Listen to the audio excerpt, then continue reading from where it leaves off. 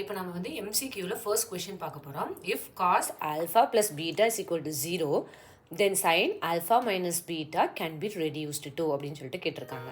இங்கே பார்த்தீங்கன்னா cos alpha plus beta is equal to 0 is the given value.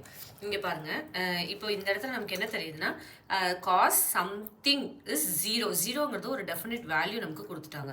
So what comes here அப்படின்போது ட்ரிக்னாமெட்ரியில் we have ratios, identities and also degree, some டிகிரிஸ்க்கான வேல்யூஸும் கொடுத்துருப்பாங்க.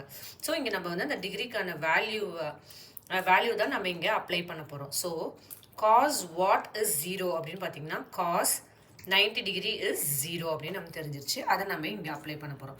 So cos 90 degree is equal to 0. Alpha plus beta is equal to 90 degree.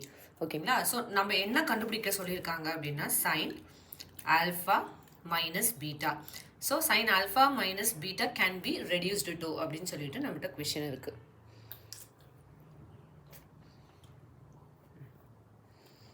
Can be reduced to what அப்படின்னு சொல்லிட்டு question கேட்டிருக்காங்க. ஓகேங்களா?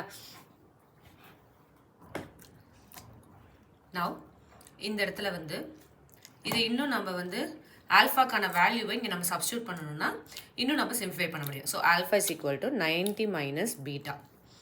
இங்கே வந்து சைனில் நம்ம சப்ஸ்டியூட் பண்ணோம். சைன் ஆல்ஃபாக்கு பதிலாக 90 மைனஸ் பீட்டா. இங்கே இருக்க மைனஸ் பீட்டாவை அப்படியே இங்கே எழுதிக்கலாம், மைனஸ் பீட்டா. ஓகேங்களா? Which is equal to sine 90 minus 2 beta. So again உங்களுக்கு இந்த ஃபார்முலா வந்து இங்கேயே பார்த்த மாதிரி தான் இருக்கும். Sign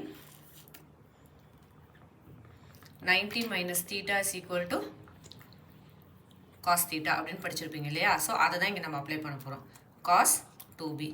so sine alpha minus beta can be simplified to cos 2b. Cos 2b answer இருக்கா? எஸ். ஸோ காஸ் 2b தான் நமக்கு ஆன்சர்.